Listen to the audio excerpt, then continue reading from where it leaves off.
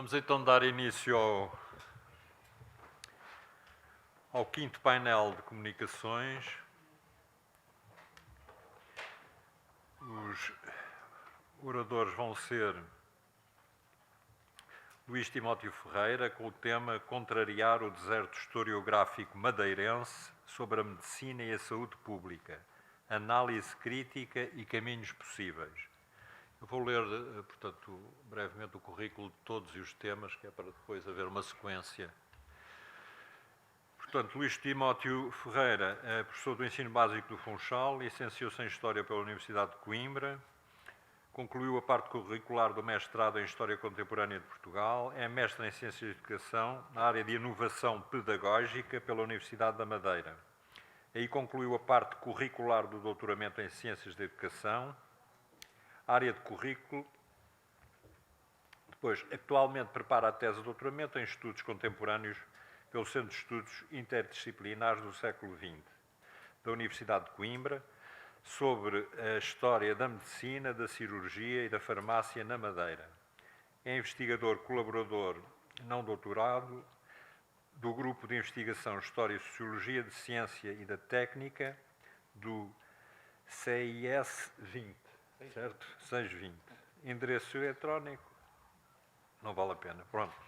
A seguir temos Nolita Andrade, que nos vai falar da epidemia de cólera na Madeira, 1856, das políticas régias às práticas locais. Nolita Andrade é doutoranda em História na Faculdade de Ciências Sociais e Humanas da Universidade Nova de Lisboa, mestre em Estudos Regionais e Locais pela Universidade da Madeira e licenciada em Português, História e Ciências Sociais pela Escola Superior de Educação Almeida Garrett. Presentemente é investigadora integrada do IHC da Universidade Nova de Lisboa e professora do quadro de nomeação definitiva da Escola Básica e Secundária da Ponta do Sol. O seu trabalho incide sobre a história política e institucional de Portugal nos séculos XIX e XX. Nélio Pão vai-nos falar da assistência hospitalar na Madeira durante a epidemia de cólera de 1856. Nélio Pão investiga no Centro de Estudos de História do Atlântico, Alberto Vieira.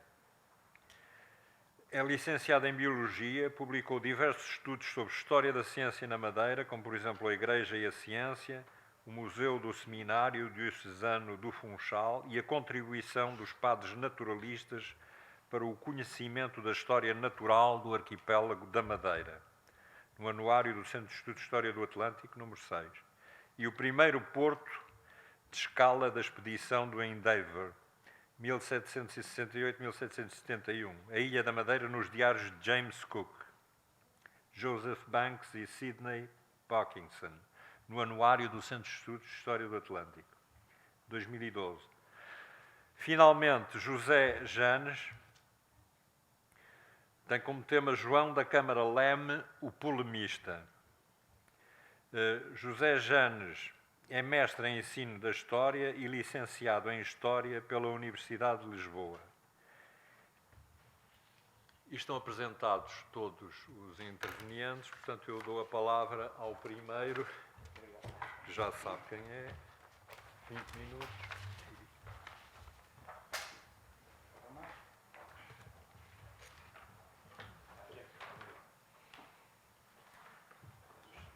Se quiserem, provavelmente. Bem, boa tarde a todos e a todas. Em primeiro lugar, um agradecimento rápido e sincero aos organizadores deste evento.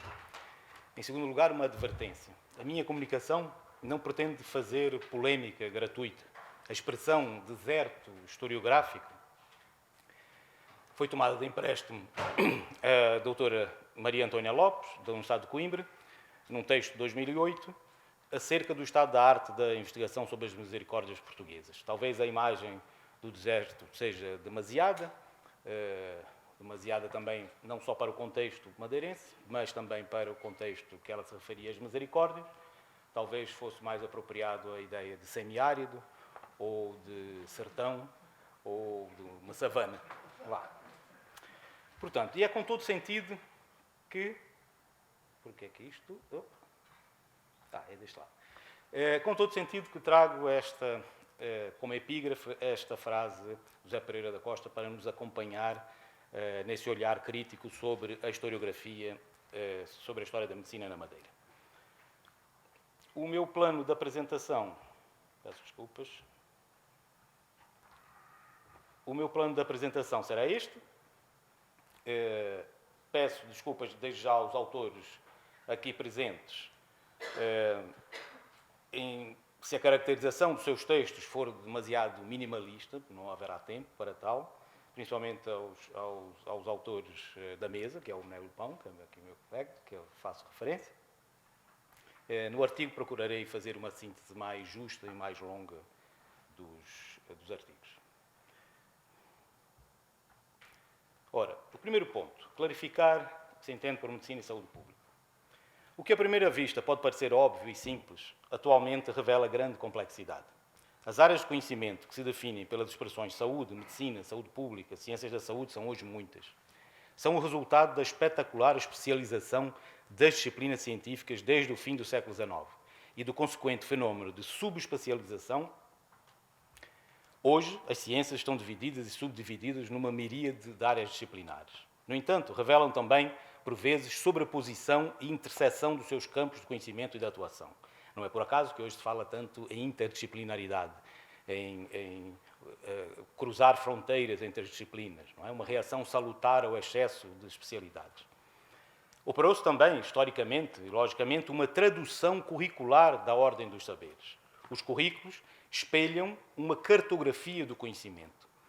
Por exemplo, são estes os cursos existentes atualmente em Portugal, na chamada área de saúde, onde medicina, ciências da saúde e saúde pública convivem, com uma miríade de outras áreas de especialização.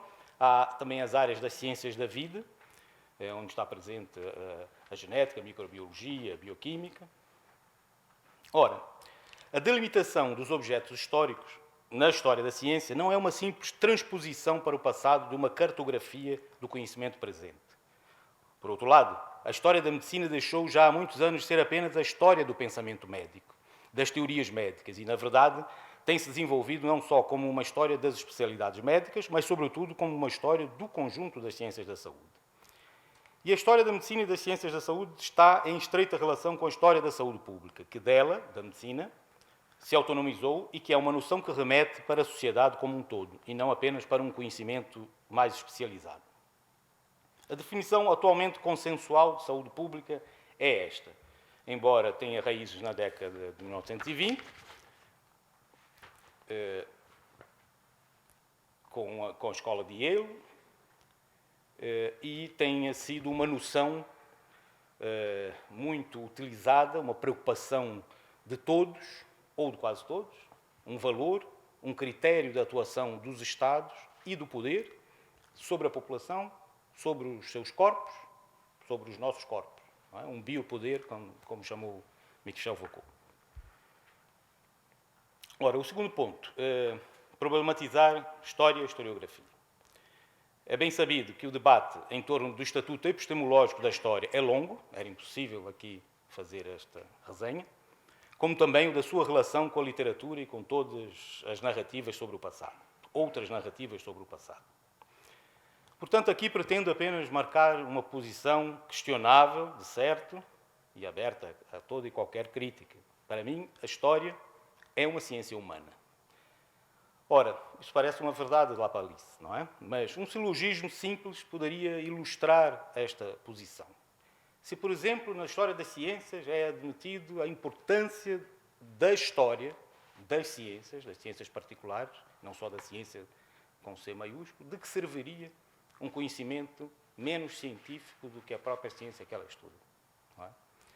Acho que, ou mesmo um conhecimento anticientífico, ou menos científico. Portanto, julgo que esse silogismo simples expressa um pouco a minha opinião, que não é só minha, é de outros, a ideia de que é possível uma ciência humana da história. Portanto, adiro a uma concepção de história que não a entende como uma narrativa de ficção. E entende que ela é uma ciência humana porque constrói narrativas rigorosas e críticas sobre o passado. É apanágio da história, como ciência humana, o rigor dos procedimentos, a clareza e o valor heurístico dos métodos, a argumentação solidamente estruturada em evidências ou em inferências abertas à discussão, a crítica fundamentada dos documentos e, sobretudo, a crítica fundamentada dos conceitos com que a nossa cognição sobre o passado permite o conhecimento do passado. A nossa cognição tem estruturas e conceitos com os quais trabalha que permitem um conhecimento do passado. Tem que haver também uma crítica desta cognição. Não é? A história não é apenas mais um discurso sobre o passado, ela não é apenas memória. A história é uma ciência humana porque faz a crítica das ideologias, até mesmo do próprio historiador. As ideias políticas de um historiador podem e devem ser discutidas em contraste com as suas conclusões e enfoques. O historiador deve ter consciência do seu lugar de fala, não é? Que é um conceito muito usado ultimamente. Mas, como advertiu Fernando Catroga, reivindicar o estatuto de ciência humana para a história não deve cair no erro muito comum no passado positivista e não só, mas num passado recente ou até num certo presente, cair na facilidade de um cientismo ingênuo. Ora, passemos então a quantificar este deserto historiográfico. Mestrados. Identifico 2. Dina Jardim tem o seu capítulo 3 é um mestrado sobre a Santa Casa da Misericórdia, e apenas no capítulo 3, que é um grande capítulo, fala sobre assistência social e trata de médicos e outros profissionais de saúde e faz um estudo, tenta quantificar também alguns elementos relativos ao funcionamento do hospital. O outro mestrado é mais ao nível museológico, quer dizer, sobre as peças do extinto, do antigo Laboratório Regional de Saúde Pública, fundado em 1904. Alguns artefactos que sobreviveram.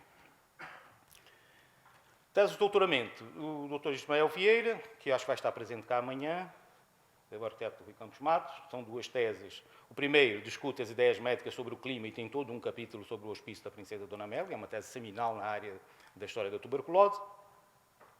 Rui Campos Matos, apesar do foco na arquitetura, aborda também as ideias médicas sobre o clima da Madeira e é o primeiro a discutir, efetivamente, heuristicamente, diria, o conceito de turismo terapêutico que ele próprio aqui aflorou hoje.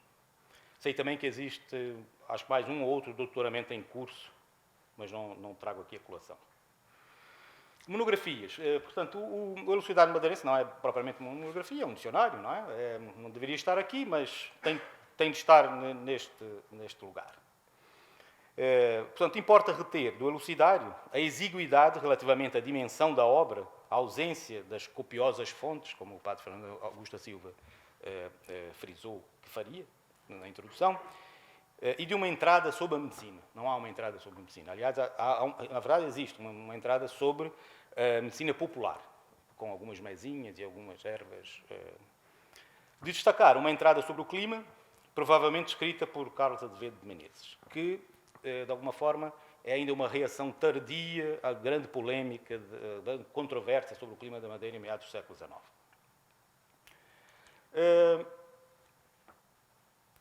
Portanto, um pequeno... Já agora, desculpa, que eu perdi-me aqui um bocadinho. Estávamos... Fernando Augusto, não, isto... Elucidário...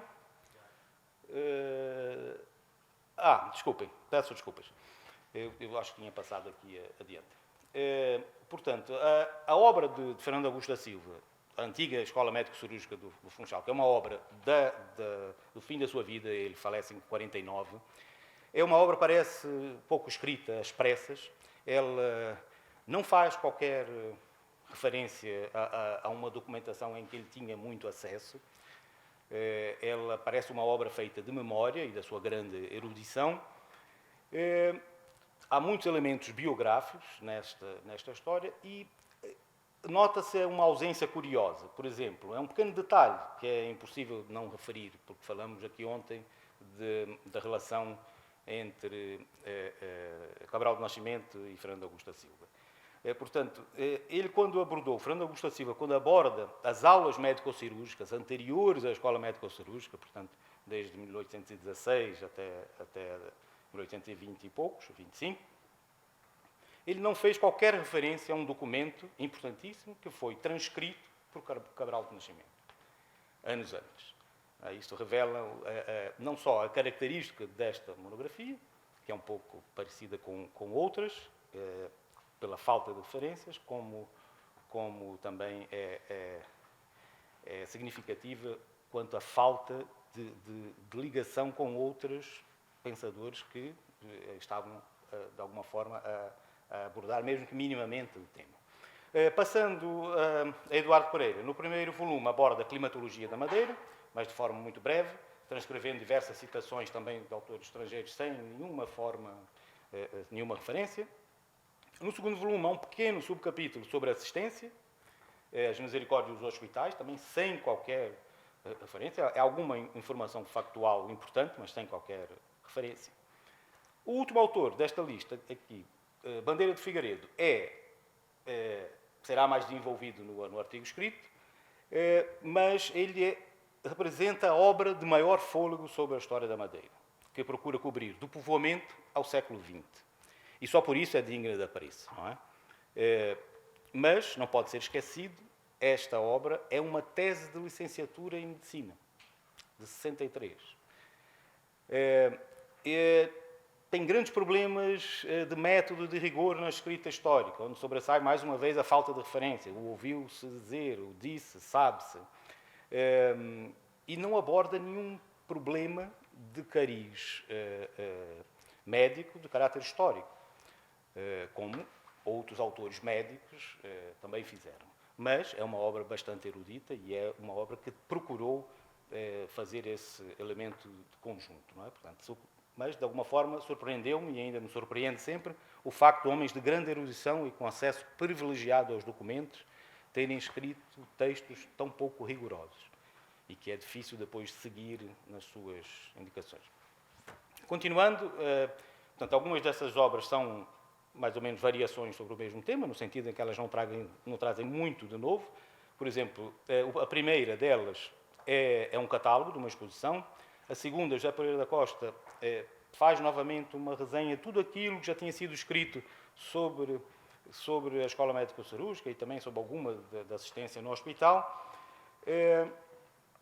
E dá um elemento novo a respeito da Escola Médico-Cirúrgica, que tem a ver com a sua biblioteca, que até hoje está um pouco perdida, não sabe bem onde é que ela está. É o único elemento novo que é trazido nesse texto de 93. Eu trouxe esta obra de Gisela Guevara apenas pela questão dos sanatórios, porque todo o enfoque da autora é sobre uma questão geopolítica, não é? Os sanatórios, portanto, não há preocupação de uma discussão de caráter médico, ou médico, não, de história da medicina, dizendo melhor. A obra de Mário Pereira sobre a madeira e a ortopedia é exatamente uma resenha daquilo que tem sido escrito, ou que foi escrito antes, não há qualquer novidade. A última não, do Dr. Alex Gameiro e Manuel Maria Gonçalves, já é uma obra que tenta fazer a história da Casa de Saúde de São João de Deus, mas mais pelo seu aspecto assistencialista e não hospitalar ou médico. O Arquivo Histórico da Madeira, agora passando às publicações periódicas. Cabral do Nascimento tem 4 artigos sobre o tema, que são muito exíguos, e é uma pena enorme, eu sinto uma pena enorme pela figura que foi Cabral do Nascimento, porque ele não escreveu mais sobre o assunto. O primeiro, Alunos da Escola Médico-Cirúrgica, é uma transcrição, é o tal documento que Fernando Augusto da Silva não cita, não é? É uma transcrição desses alunos, dos nomes dos alunos do livro do registro de matrícula dos alunos da Escola Médico-Cirúrgica. O segundo é uma transcrição do relatório do Dr. Luís Henriques, que foi um médico fundamental neste primeiro período, até 1845, quando morreu, na Medicina da Madeira, e muito esquecido. Há um retrato dele a óleo no Museu Quinta das Cruzes. E é apenas a transcrição do relatório e tem, sei lá, um parágrafo do Cabral do Nascimento. Os manuscritos da Escola Médica é um texto, são 2 parágrafos que conta rapidamente as peripécias que falamos ontem aqui também do fundo da Escola Médico-Cirúrgica. Quer dizer, por causa dos conflitos entre Cabral do Nascimento e a direção do arquivo, e a Diocese, a Comissão Administrativa da Santa Casa da Misericórdia, impactou tudo da Escola Médica, mandou para Lisboa, e o Cabral do Nascimento conseguiu trazer de volta isto, e diz aqui neste texto que os livros só sofreram um enjoo da viagem por mar, e está tudo muito bem documentado. Há até uma obra que faz essa documentação toda, mas é uma documentação que está facilmente identificável na Torre do Tombo. O outro artigo, José Pereira da Costa, Notas sobre o Estado da Misericórdia, é um artigo longo, tem 145 páginas, mas apenas 31, e são a volta de 10 mil palavras, que são do autor, o resto são transcrições de documentos, principalmente um documento, a descrição do médico José Joaquim de Freitas, que foi aluno da Escola Médico-Cirúrgica, que fez do hospital.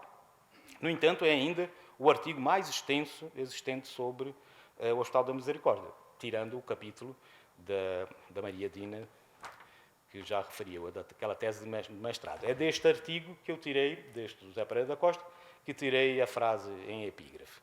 E é, de facto, incompreensível como se possa ter escrito tão pouco sobre este tema. Estes homens, não é? É uma pena. O Arquivo Histórico da Madeira, quantificando, em relação aos artigos, são 2,24% em relação ao total. O Arquivo Histórico da Madeira, nova série. Há 3 artigos, do Ismael Vieira, de novo, a respeito ainda do tema tratado na sua tese e um pouco mais desenvolvido. O Dr. Ais Gameiro, sobre a Casa de Saúde de João de Deus, mas agora num período mais recente, e eu próprio tenho um artigo que tenta dar alguma ordem sobre a documentação e as referências relativas às aulas médico-cirúrgicas, e tenta dar um enfoque diferente à questão do ensino pela prática. Representa 6%, está um bocadinho melhor, temos que melhorar esta taxa. A publicação das artes e da história da Madeira. Destaco aqui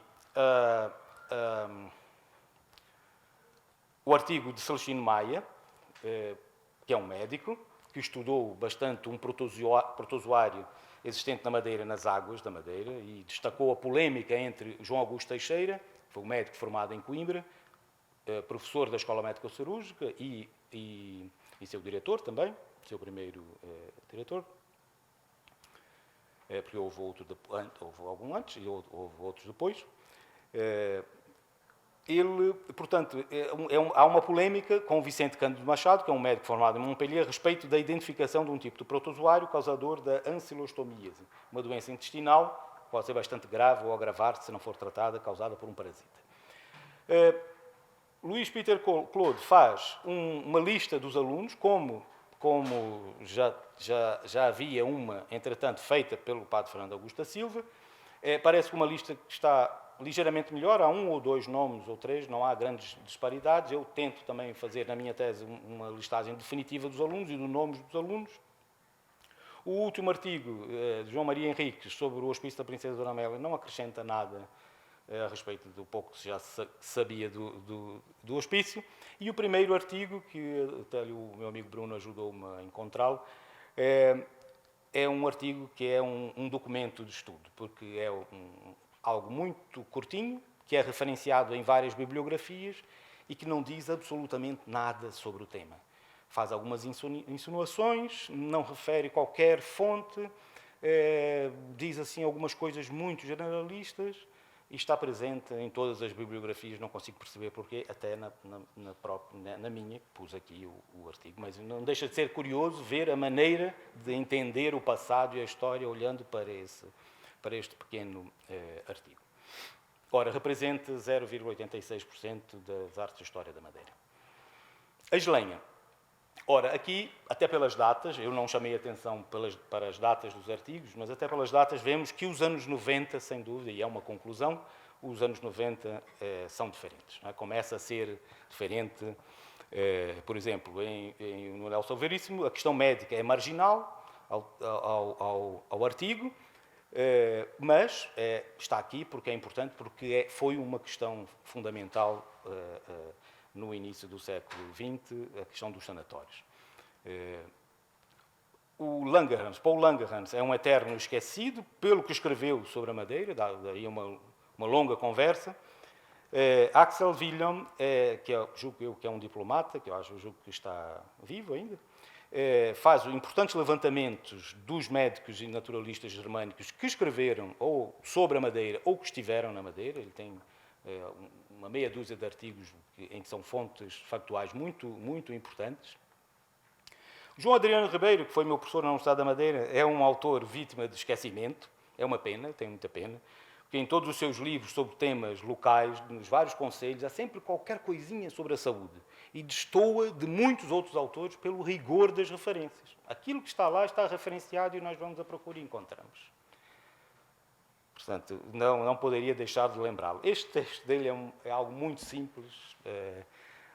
Quando os médicos aceitavam vinho, as mulheres, e dificilmente nós poderíamos falar que ali existe história da medicina, não é? Novamente, um artigo do Rui Campos Matos, que é anterior à sua tese de doutoramento.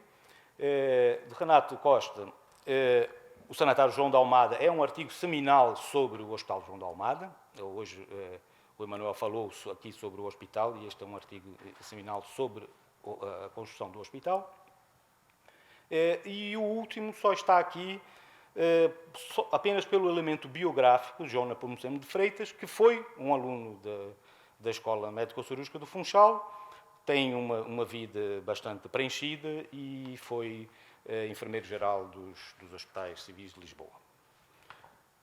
Ora, em termos quantitativos, 0,9% a Eslenha. Ora, há outros artigos em publicações periódicas, novamente o Wilhelm, eu apareço novamente, porque eu tentei fazer uma abordagem mais temática do problema da controvérsia médica sobre o clima da Madeira, na revista Translocal. Não há aqui percentagens, porque é um artigo de cada revista, não vale a pena fazer isto. Desculpem que isto passou aqui qualquer coisa.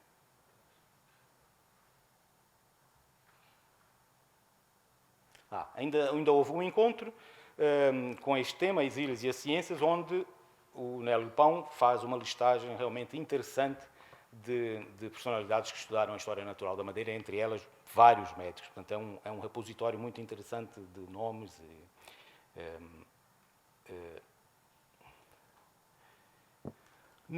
Passando ao anuário aqui da casa, do centro, Ana Trigo de Sousa tem um artigo em que procura abordar as estações de saúde e o funcionamento sanitário dos portos da Madeira, mas não é exclusivo sobre o tema, não é? Quer dizer, é um artigo sobre o abastecimento e o poder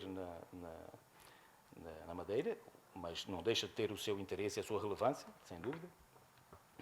E no último número do anuário do Centro de Estudos, temos, assim, aqui realmente, de facto, temos um conjunto de textos que têm todas aquelas características, e eu não teria tempo aqui para fazer o elogio aos autores que estão aqui presentes, que escreveram estes textos. O Alberto Vieira já não está, também, mas aqui realmente podemos falar, acho eu, de aqui quase que é o momento, por excelência, do início da historiografia sobre a medicina na Madeira.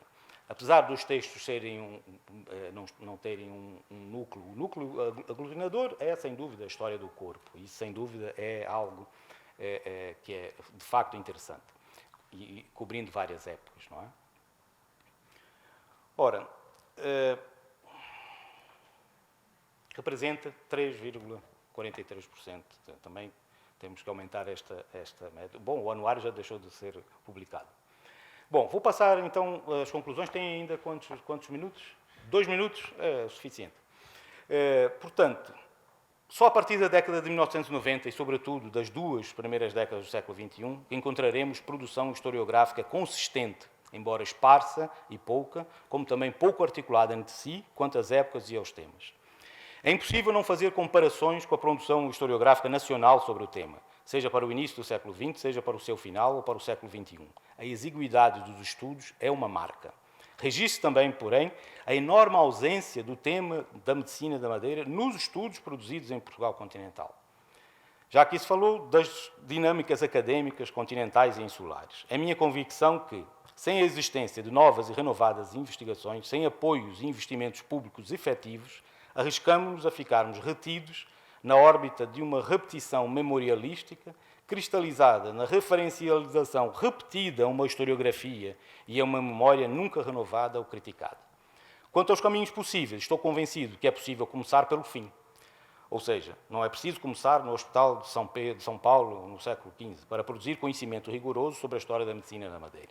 É perfeitamente possível e talvez mais fácil para alunos de licenciatura ou mestrado da Universidade da Madeira desenvolver investigações sobre os séculos XIX e XX. É o que eu tenho tentado fazer, esperando chegar a bom porto com uma tese sobre a medicina, a cirurgia e a farmácia na Madeira, durante a vigência do regime monárquico constitucional, que se confunde com a existência da Escola Médico-Cirúrgica do Funchal. Obrigado pela vossa paciência, espero ter cumprido o tempo.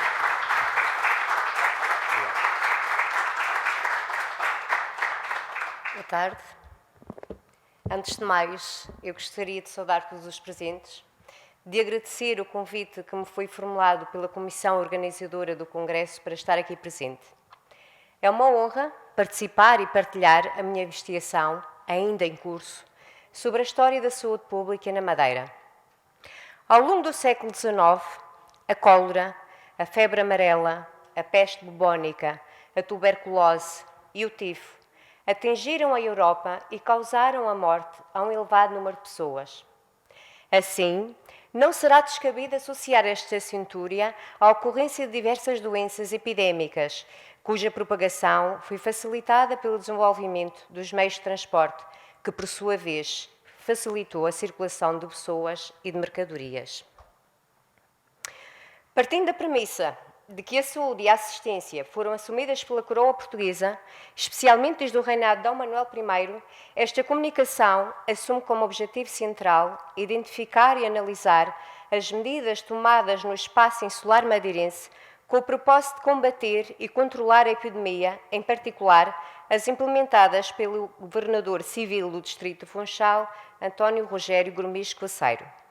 Delineado o objetivo, e fazendo uma revisão às diferentes fontes de informação provenientes dos acervos documentais depositados no Arquivo Regional e Biblioteca Pública da Madeira, tentar-se-á responder a 3 questões essenciais, a saber: qual a origem e a evolução do surto de cólera na Madeira no ano de 1856? Quais foram as medidas de controle da epidemia tomadas pelo governador civil? E em que grau a sociedade e as autoridades, quer as centrais, quer as locais, conseguiram ou não promover a saúde coletiva? É sabido que os momentos epidémicos constituem oportunidades únicas para a observação das sociedades e dos momentos históricos, especialmente as crises de cólera do século XIX, que expuseram condições de vida e de habitabilidade e demonstraram a natureza das relações sociais. Deste modo, como notou Maria Antônia Almeida, sempre que estas epidemias apareciam, elas testavam a eficácia e a resistência das estruturas administrativas locais e despoletavam conflitos sociais. Os governadores civis, sendo os principais agentes do poder central, na circunscrição distrital, exerceram um papel importante no sistema político-administrativo do liberalismo oitocentista. Efetivamente, os magistrados tinham a seu cargo, basicamente, a execução de todas as leis e regulamentos administrativos. Como administradores, além da aplicação das leis, competia-lhes cooperar nas relações entre governantes e governados, associar os interesses particulares ao interesse geral, estabelecer e proteger o comércio, a agricultura, a saúde pública, a indústria, os estabelecimentos pios, os bens nacionais, a polícia preventiva, as obras públicas e o ensino. Nascido em Elvas, a 13 de março de 1807, António Coceiro foi nomeado governador civil, comandante militar e diretor das obras públicas da Madeira aos 49 anos de idade. A 1 de junho de 1856, o brigadeiro de artilharia tomou posse do cargo para o qual fora nomeado. Um mês depois, aproximadamente, apareciam os primeiros casos de cólera na ilha. Nas palavras dos autores do Elucidário madeirense, Coceiro foi uma verdadeira providência para a Madeira.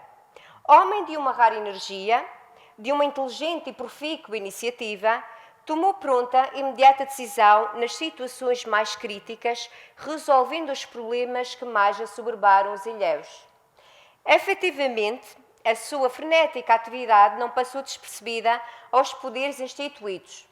Em outubro de 1856, a Associação Comercial e as câmaras municipais do Funchal, de Santa Cruz e de Machico louvaram as providências que tomara na quadra de horror com o fim de atenuar os males do povo madeirense. Coceiro morreu em Lisboa a 22 de julho de 1862. Este é um esboço da sua história. Tenhamos em conta os acontecimentos. A cólera regressava intensamente em Lisboa, no verão de 1856. A 28 de junho desse ano foi introduzida na Madeira, a quando do desembarque do Batalhão de Infantaria número 1 no Porto Funchal. A epidemia propagou-se com grande intensidade no bairro de Santa Maria, estendendo-se depois a toda a cidade. Uns dias depois, a 11 de julho, o governador civil enviou ao Ministério do Reino um ofício detalhado sobre a doença epidémica, as medidas sanitárias e as preocupações das autoridades públicas. Segundo o próprio, de imediato tomaram-se as providências para circunscrever a epidemia ao local de origem, a saber, conservar as praças do batalhão de Infantaria número 1 no quartel até às 17 horas e ministrar-lhes a comida aconselhada pela ciência médica, proceder à limpeza e asseio das ruas e habitações, fiscalizar os géneros alimentares colocados à venda nos estabelecimentos, inutilizando-os impróprios para consumo.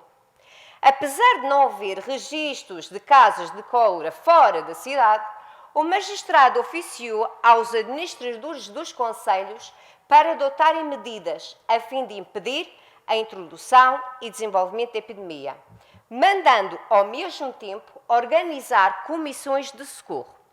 Conta António Coceiro que não seria possível prestar assistência às povoações rurais acometidas pela cólera, não só porque a população não vivia centralizada, como também porque não dispunha de facultativos, médicos, entenda-se, suficientes para atender os doentes. Ora, sendo a opinião dos especialistas de que a epidemia iria continuar a fustigar a ilha, o governador civil sublinhou a necessidade de estabelecer hospitais e enfermarias, mas para isso era preciso dinheiro, além de roupas, de camas e de medicamentos. Dito isto, o magistrado pedia ao governo para disponibilizar, sem demora, os meios sem os quais nada podia fazer perante a crise sanitária.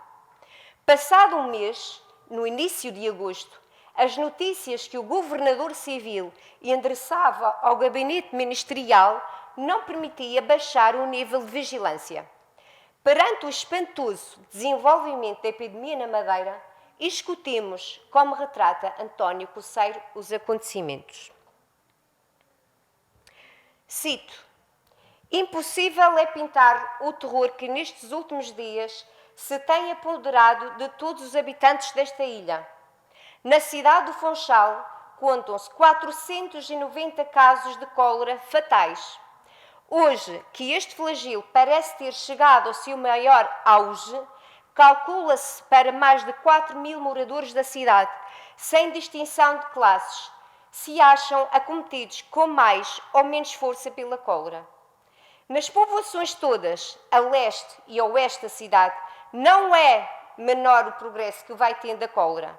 Entre estas estão a freguesia de Machico, que foi de tão súbita cometida, com tamanho ímpeto, que quem pôde fugir, fugiu, deixando em completo abandono um não pequeno número de coléricos.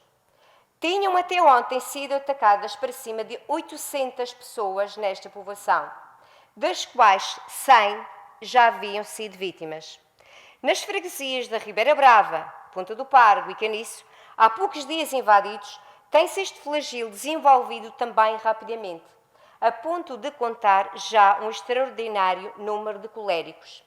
Se esta epidemia não para, não podemos, em poucos dias, achar-nos lutando com a impossibilidade de tratar dos vivos e enterrar os mortos. Fim de citação.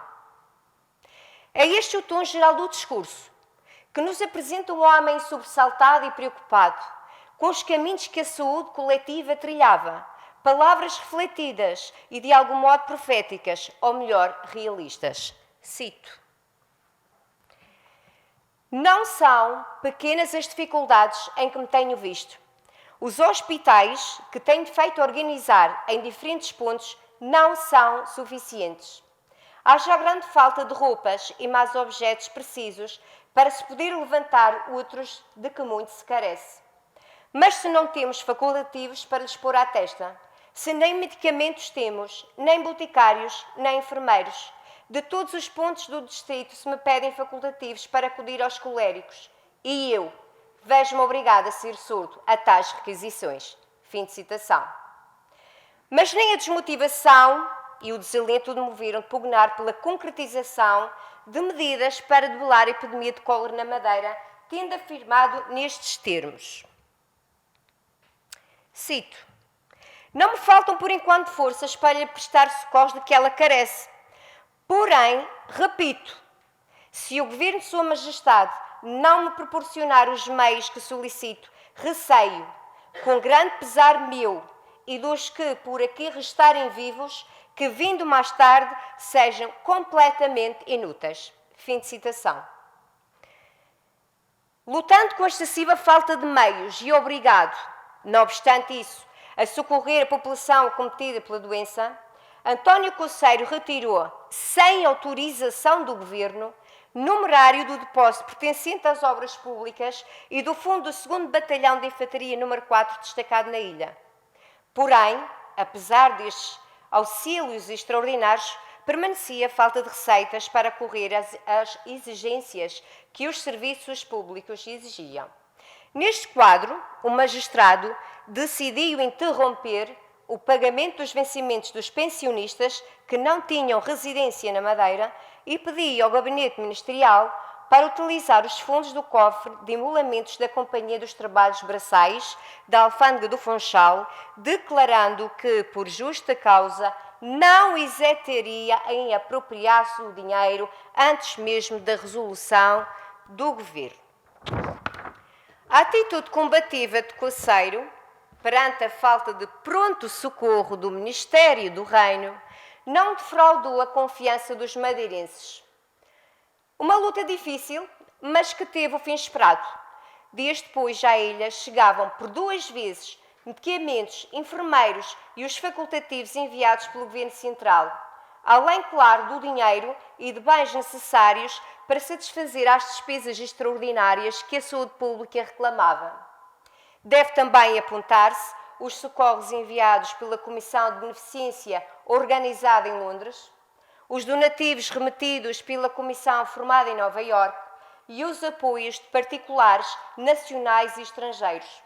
Neste âmbito, podemos verificar que o magistrado, exaltando a filantropia do povo inglês, pediu com sucesso autorização ao Governo para conceder a isenção de direitos para todos os medicamentos e demais objetos destinados ao tratamento e curativo dos coléricos.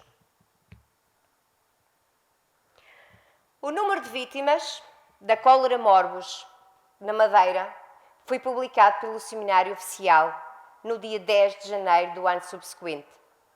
No Conselho do Funchal, de 5 de julho até 31 de outubro de 1856, faleceram 2.095 pessoas.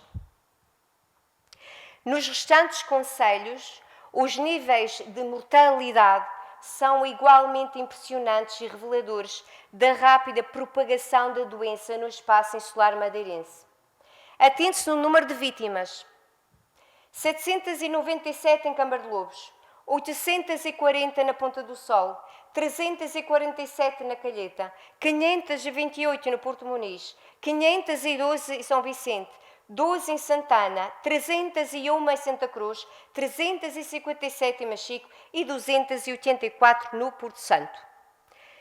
É importante esclarecer que este é apenas o número estimado de óbitos.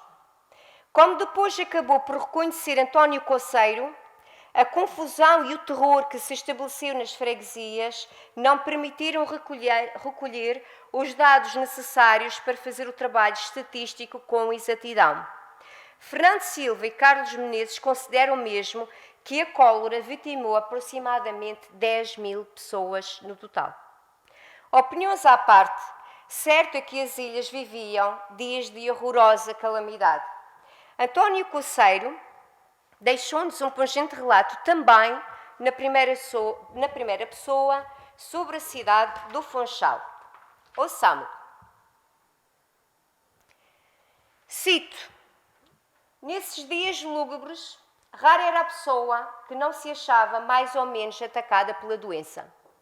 O pranto, os gemidos dos que acabavam de perder um parente querido, a ansiedade com que os outros corriam e procuravam sem poder obter um facultativo que lhes fosse possível atender a um doente, a dureza com que os médicos das cirurgiões cruzavam as ruas da cidade sem que lhes fosse possível atender ao maior número dos que lhes pediam socorros da sua profissão, os farmacêuticos com as portas dos seus estabelecimentos atoladas, a aflição e a angústia que se via desenhadas nos semblantes de todos, apresentavam um espetáculo horroroso que fazia desconsolar os mais animosos. As mercearias, as lojas de fazendas e outros estabelecimentos fecharam-se todos. Fim de citação.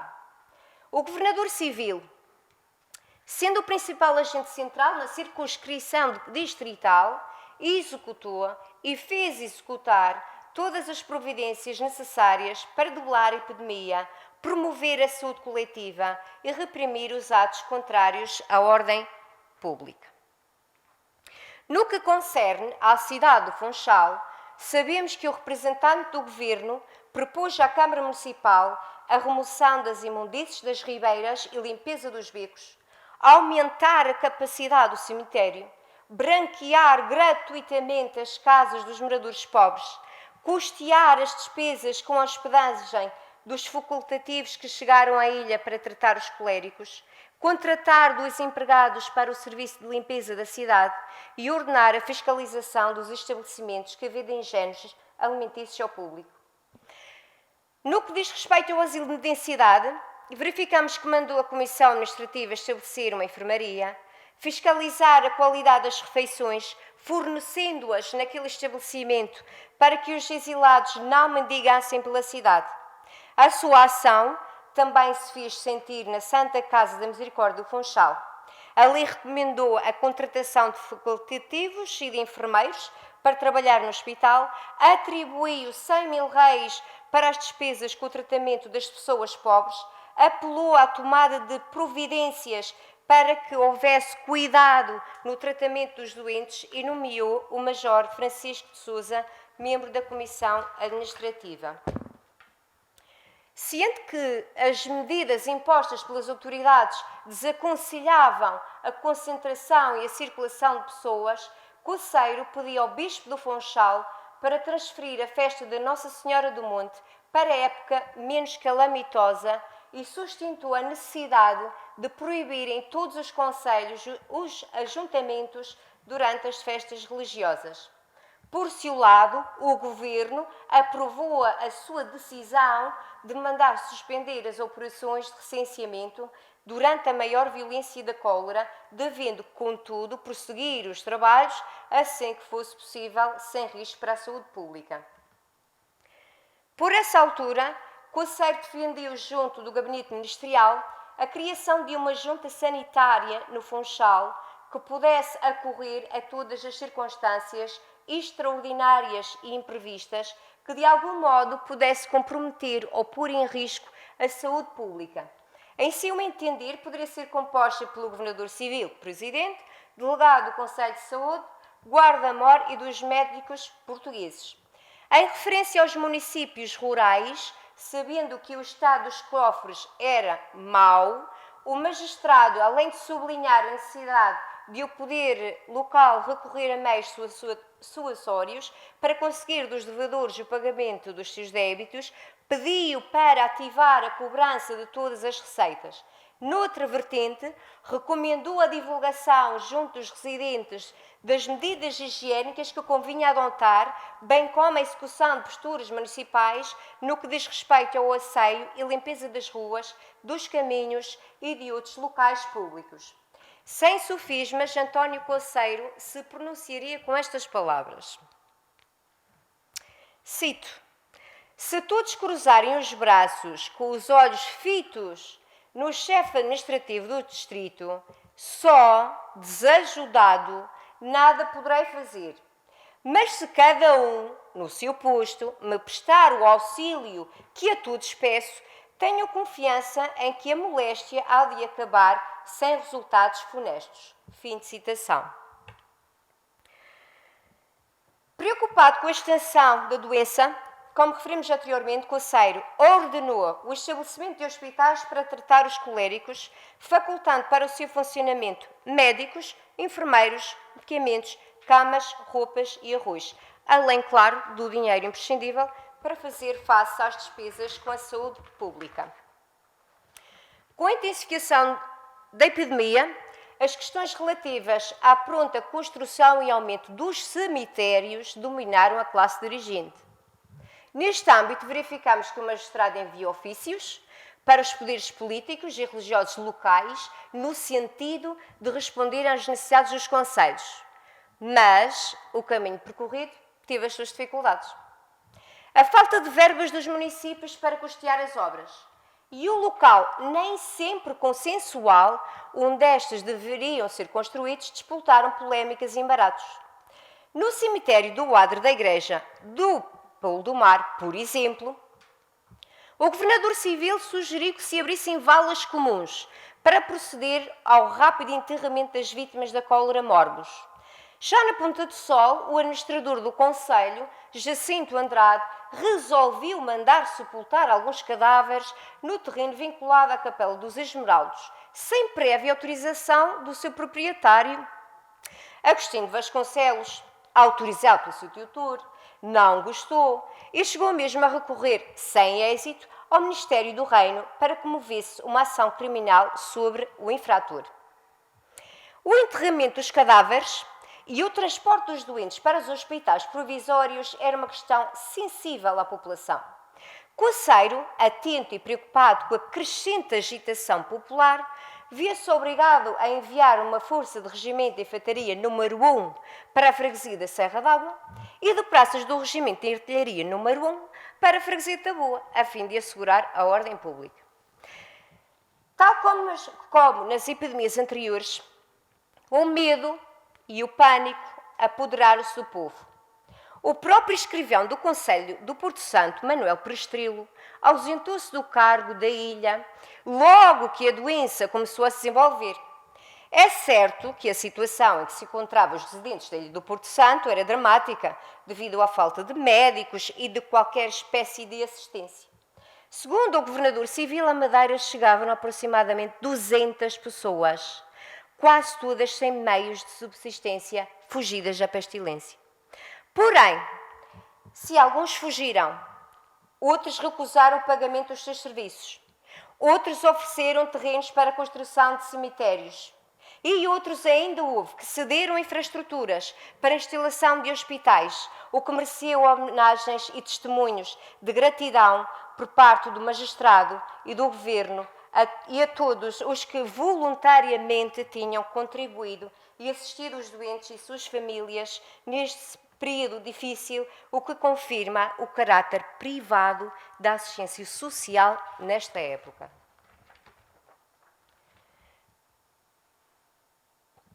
Terminada a epidemia, D. Pedro V não esqueceu as vítimas da cólera morbus na Madeira. Vale a pena recordar as palavras que proferiu na sessão de abertura da Câmara dos Deputados, na tarde de 2 de janeiro de 1857. Cito: aprova a providência que no ano findo fosse o nosso território novamente invadido pelo flagelo da cólera morbus. A maior parte dos distritos do reino experimentaram, mais ou menos, os seus destruidores efeitos. E mais que todos, o do Funchal, onde ele em pouco tempo fez milhares de vítimas. O meu governo empregou os possíveis esforços em socorrer todos os pontos invadidos por aquele mal. E para o seu leal neste empenho, é-me agradável poder dizer que em todas as classes da sociedade encontrou o zelo pelo serviço público e a caridade cristã que o povo português folga de exercer. A beneficência dos estranhos não foi insensível à desgraça dos meus súbditos. Apraz-me dar aqui um solene testemunho do apreço em que tenho os valiosos serviços que a generosidade do povo inglês prestou à ilha da Madeira. Fim de citação. Um mês depois, sabendo que uma das desgraças mais sensíveis decorrentes da cólera foi deixar órfãs centenas de crianças, António Coceiro decidiu estabelecer no antigo convento de São Francisco um asilo. Para tal, contou com o auxílio de uma senhora estrangeira, Marta Nissel, que se ofereceu para dirigir o novo estabelecimento de ensino e educar as crianças, dando-lhes vestuário e comida. É hora de concluir. Como primeira nota, parece evidente que no uso dos amplos poderes de que dispunha António Coceiro, a sua ação exerceu-se através de dois vetores essenciais: por autoridade e por meio de informação com referência a quaisquer temas relativos à saúde pública. No cumprimento das atribuições referentes à informação, o magistrado deu conta aos órgãos de poder local e ao ministro respectivo de todos os assuntos relativos à epidemia na Madeira, propondo as medidas que considerou as mais adequadas para combater a doença e auxiliar as vítimas e seus familiares. No âmbito das atribuições a nível da autoridade, constatamos que tomou providências necessárias para manter a ordem e a segurança pública, auxiliando-se para esse fim da força militar, moveu diligências para evitar a concentração de pessoas e promover a circulação do conhecimento científico e da apropriação deste por parte das autoridades, mobilizou ações para socorrer as povoações afetadas pela moléstia e exigiu das corporações municipais determinações tendentes a evitar as faltas de higiene pública e extinguir quaisquer focos de infecção. Além disso, fiscalizou hospitais e misericórdias, tomou medidas sobre o Porto Funchal e funcionamento dos estabelecimentos comerciais. Hoje, com uma distância focal em relação àqueles acontecimentos, parece, pois, não se subsistirem dúvidas que António Coceiro foi um dos políticos que no século XIX se destacou nos relevantes serviços que prestou à Madeira durante a epidemia de cólera. Impondo-se a admiração dos seus contemporâneos, atualmente o município do Funchal e do Porto Santo ainda lhe prestam homenagem com a atribuição do seu nome a uma das ruas da cidade. Obrigada a todos pela vossa atenção e presença.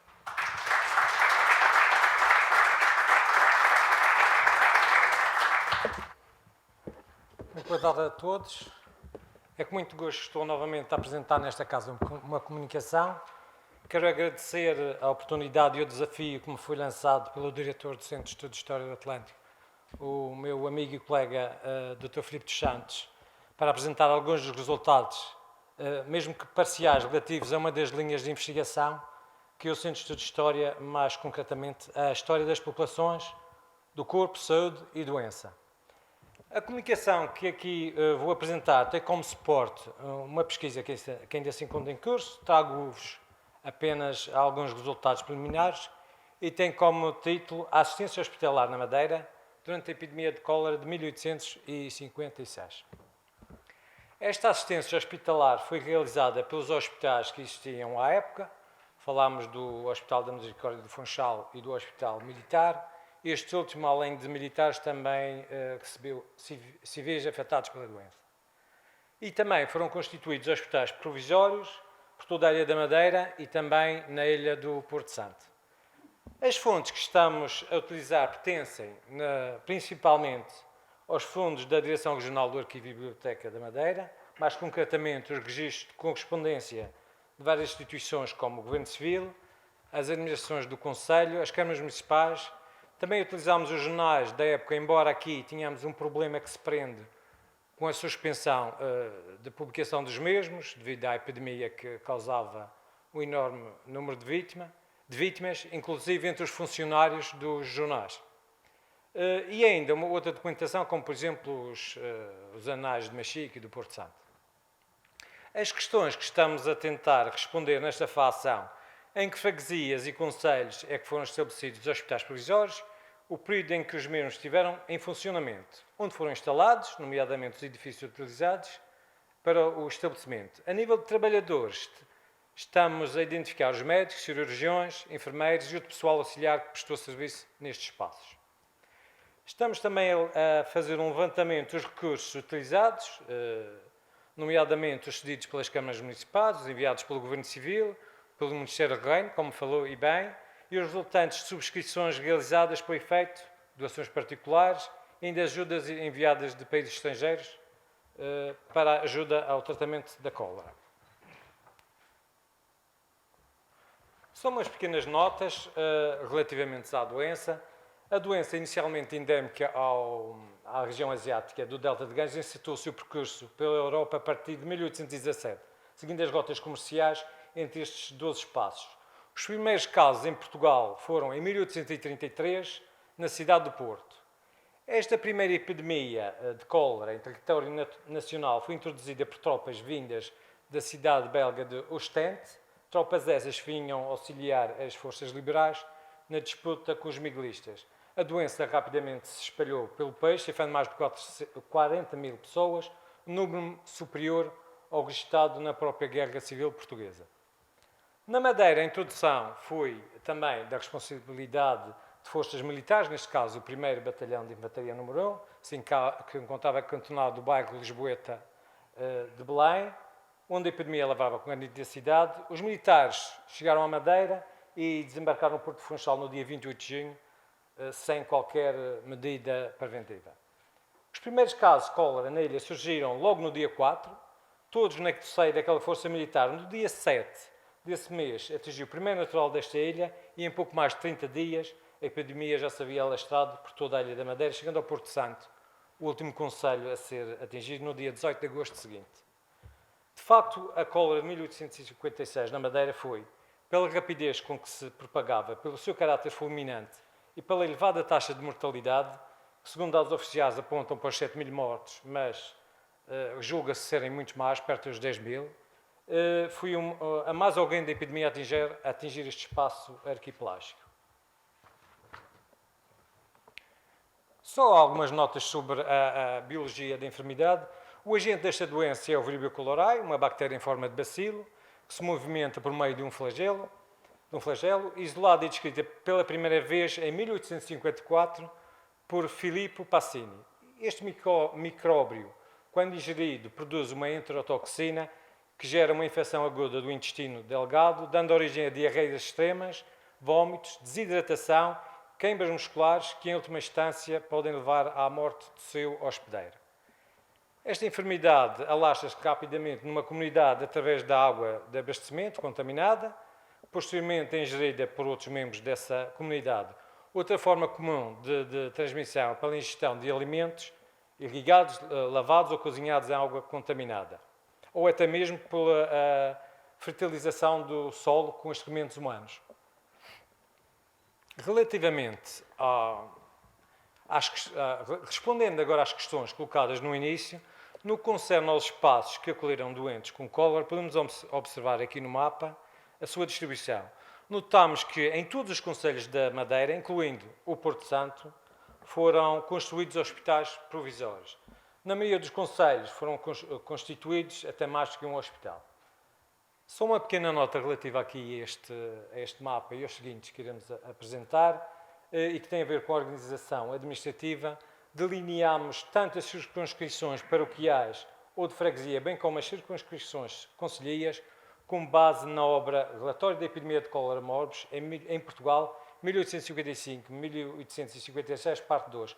Obra essa publicada em 1866. Podemos observar no mapa a ausência de algumas freguesias atuais, porque de facto, à época, não existiam, e outras que já existindo, viram os seus números anexados a outras próximas, como é o caso a norte da freguesia de São Roque do Faial, onde os números foram anexados à freguesia do Faial. Podemos também observar no mapa, em algumas das freguesias, um ícone do hospital seguido de um ponto de interrogação. São, na grande maioria, excluindo apenas o caso de Santo António da Serra, que abordarei adiante, freguesias onde encontramos uma ordem ou uma autorização do Governo Civil para que se estabeleça um hospital, mas para o qual não encontramos qualquer outra informação que nos comprovasse que, de facto, esse hospital foi organizado devido a várias razões. Agora, irei abordar dados recolhidos relativos a 3 concelhos. O primeiro concelho que aqui vos trago é o do Porto Muniz. Temos registro que foram organizados 12 hospitais provisórios. As suas localizações exatas ainda não conseguimos determinar, apenas sabemos que o da freguesia do Porto Muniz havia sido instalado no centro da freguesia. Quanto à data do estabelecimento deste hospital, freguesia do Porto Muniz, um ofício do Governo Civil enviado para a administração do Concelho do Porto Muniz, datado de 20 de agosto de 1856, e que refere que o Governo Civil havia disponibilizado para este hospital provisório a quantia de 500 mil reais, 10 camas completas e alguns medicamentos, e que enviava, naquela data, 2 sacas de arroz e alguns remédios, permite saber que, à data desta missiva, o hospital já havia sido organizado. Quanto à data do seu fecho, sabemos apenas que foi posterior ao fecho do Hospital da Ponta do Pargo, ou seja, posterior a 13 de setembro de 1856. Ainda para este hospital, o mesmo ofício refere a impossibilidade de enviar um cirurgião e que o que ali existia, falamos do cirurgião Domingos João dos Santos, devia, se necessário, ser obrigado a tratar os doentes com cólera que viessem a ser recolhidos no hospital provisório. O Governo Civil recomendava que os pobres com cólera fossem recolhidos naquele espaço e que todos os doentes que tivessem camas fossem obrigados a levá-las para o hospital, declarando que, por falta de recursos, não se podiam ceder mais camas. Mais tarde, a 12 de setembro, o Governo Civil remeteu um adicional de 10 mil reais para cobrir as despesas do hospital. Vemos aqui uma clara falta de recursos para acudir a todos os pedidos, como falou a colega, todos os pedidos realizados ao Governo Civil. Quanto ao Hospital da Freguesia da Ponta do Pargo, uma carta do Governo Civil datada de 6 de agosto de 56, informando que remetia, entre os objetos, fazenda para 10 camas para o estabelecimento de um hospital na freguesia, permite-nos asseverar que a sua instalação deve ter ocorrido nos dias logo após esta data. Quanto ao encerramento, o mesmo Governo Civil, a 10 de setembro, ordenava, tendo em conta o estado benéfico da epidemia na freguesia da Ponta do Pargo, que se fechasse o hospital no dia 13 do mesmo mês. Neste hospital prestaram serviço os cirurgiões António José da Silva, que era também foi o diretor do hospital, e Domingos João dos Santos, e ainda o enfermeiro António Rodrigues Bizarro. Apenas uma nota adicional a esta freguesia, embora uma das que se encontra mais afastada do Funchal, foi a primeira freguesia rural a ser invadida pela cólera. Mais concretamente, dia 11 de julho, e o primeiro óbito aconteceu logo 2 dias depois, no dia 13.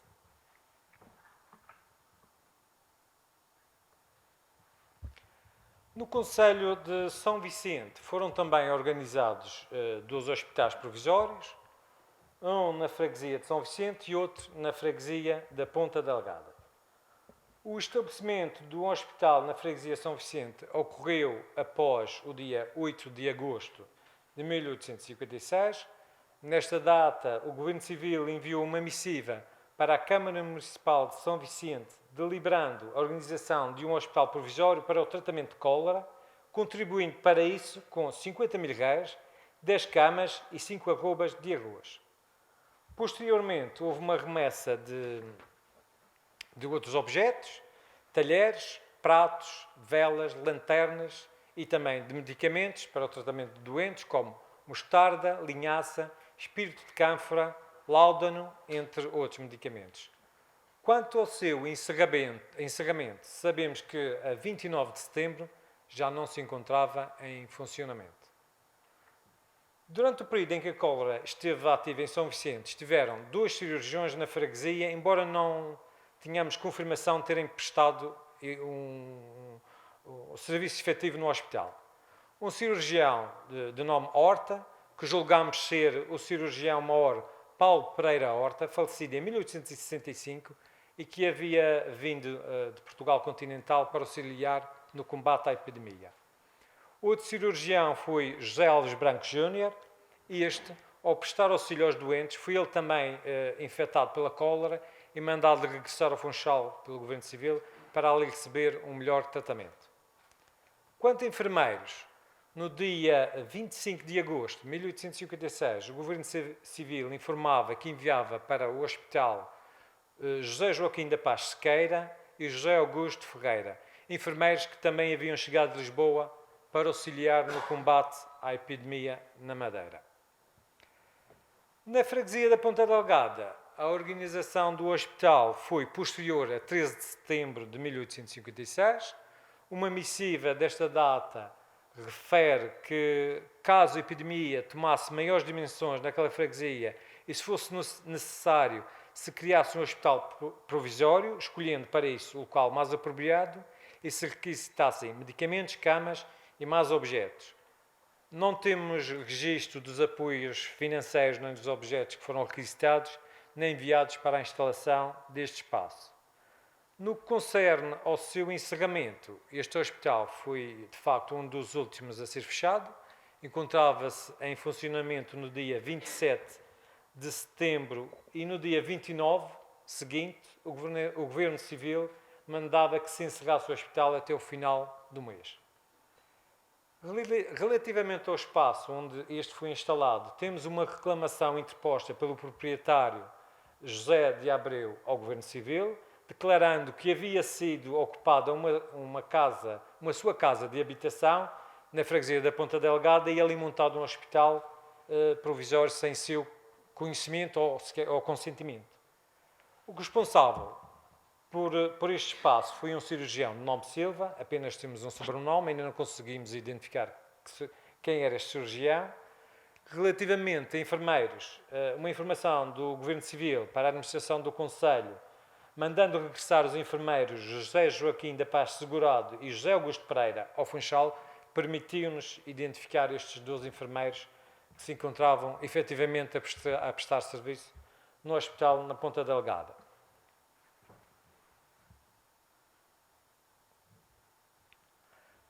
Agora indo para o meu concelho, no Concelho de Machico, e tendo em conta que ainda estamos numa fase preliminar da investigação, identificamos apenas, com toda a certeza, a organização de um hospital, este na freguesia de Machico.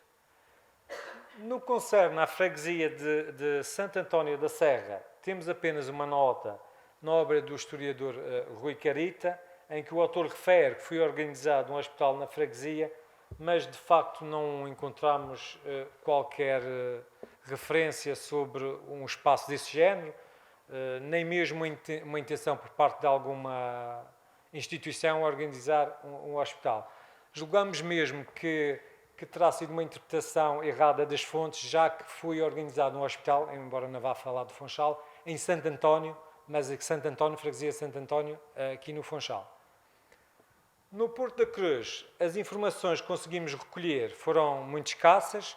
Encontramos apenas 2 registros. O primeiro, do dia 2 de setembro de 1856, em que o Governo Civil aprovava a remessa de objetos que deveriam servir ao Hospital da Freguesia, e, posteriormente, no dia 20 seguinte, outro registro do mesmo Governo Civil, referindo que, se fosse necessário, que se estabeleça um hospital para doentes com cólera, que se usasse para isso utensílios do Hospital de Machico e que se mandasse para a freguesia o ajudante cirurgião João Agostinho de Almada, que se encontrava à época no Hospital Provisório de Machico.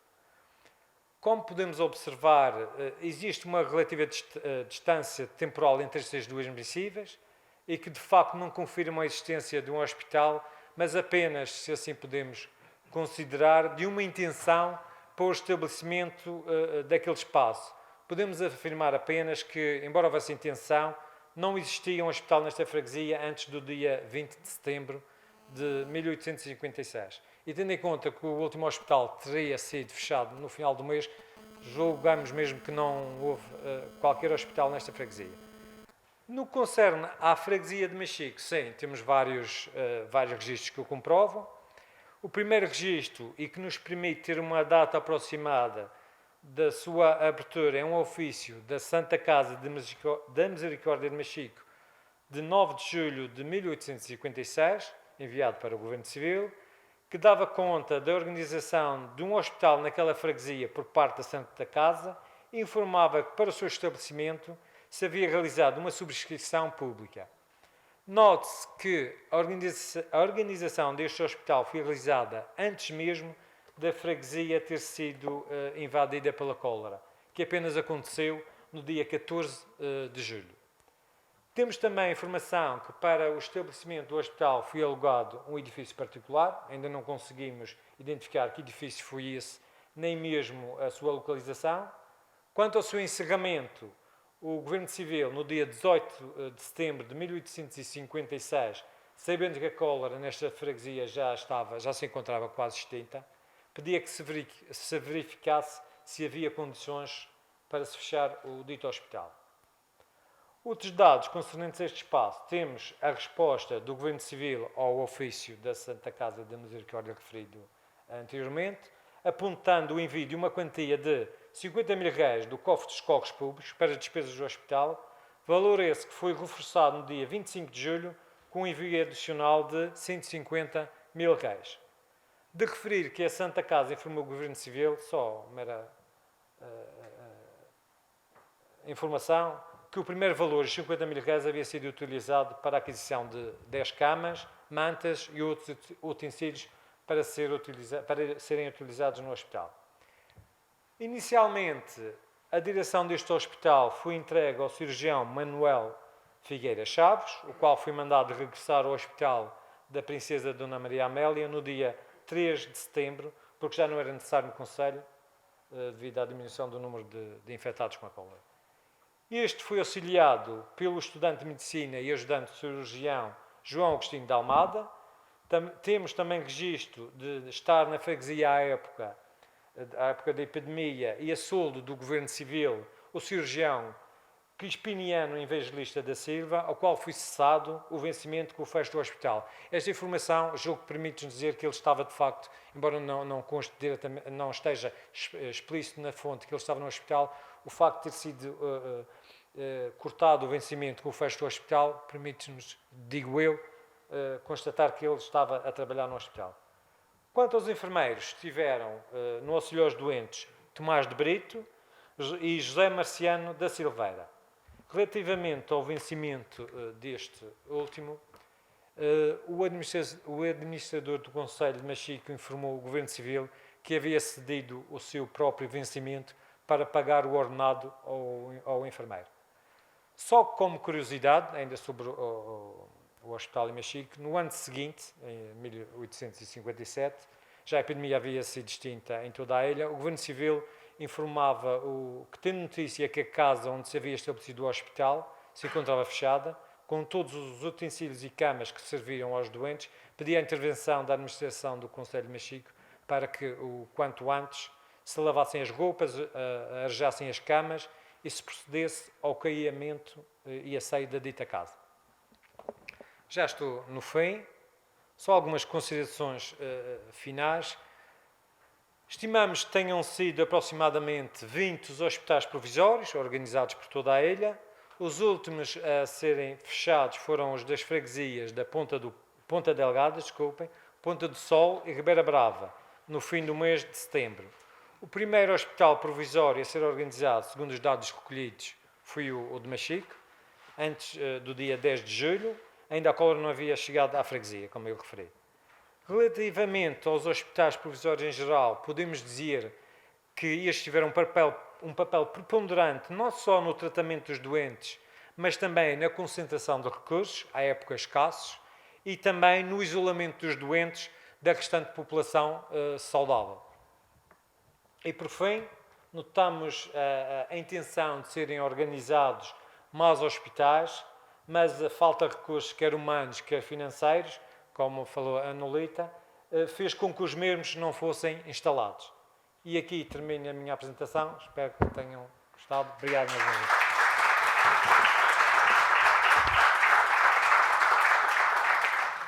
Portanto, boa tarde a todos. O meu trabalho intitula-se João da Câmara de Leme, o polemista, entre os anos de 1862 e 1879. Também queria agradecer aqui a oportunidade de estar presente num espaço deste, de divulgação e de diálogo, não é, entre as pessoas que se interessam por estes temas. Acho que é bastante benéfico para a historiografia madeirense, não é? Ou para a história da Madeira. Portanto, o Filipe não está, mas queria agradecer este momento. Este trabalho é subsidiário de um trabalho académico que estou a fazer com maior fôlego, e então surgiu-me esta faceta, faceta essa que está latente aqui no João da Câmara de Leme. João da Câmara de Leme, para quem, enfim, não sabe, é o primeiro visconde de Canavial e também primeiro conde de Canavial em 1888, está bem? Portanto, isto é só. O estudo que vos apresento incide sobre 5 polémicas em que João da Câmara de Leme manteve, sobretudo com jornalistas e colegas de profissão, entre as décadas de 60 e de 70, portanto do século XIX, e que versam sobre temas tão variados como a educação, a medicina e a indústria. Com o objetivo de enquadrar estas polémicas, depois eu vou mostrar uma pequena cronologia, enfim, precisamente para contextualizar estas polémicas em que ele esteve envolvido.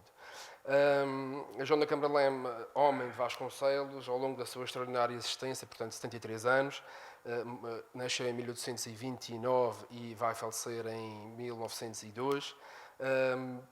Sob um ponto de vista profissional e académico, com uma copiosa produção. Eu tratei até o momento 30 escritos, 30 folhetos. Portanto, ele estava sempre, em todos os momentos da vida dele, forjou 3 ou 4 postos, com uma média mais ou menos de 100 e tal, 120 páginas. Portanto, era uma pessoa que escrevia muito, era muito interventivo.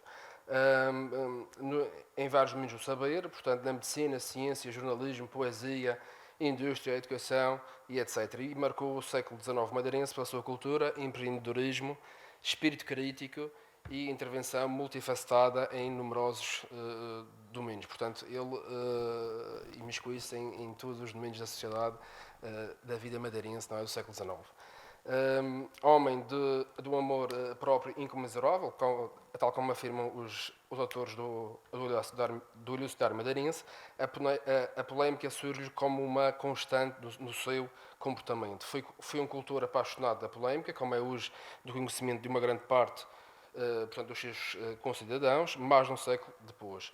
Julgamos, no entanto, que as razões que sustentam esta faceta seriam multifactoriais. O seu gênio arrebatador e indefectível, a sua têmpera rija e o seu amor à pátria, porque por inúmeras vezes levou a opor-se energeticamente a tudo o que, no seu entender, seria prejudicial aos interesses da ilha, ou por perfilhar ideias e posições que para a época estariam muito à frente, como é um caso que eu vou mostrar aqui, que é o do cabo aéreo, que ligaria, não é, o Funchal e a Ponta de Sol.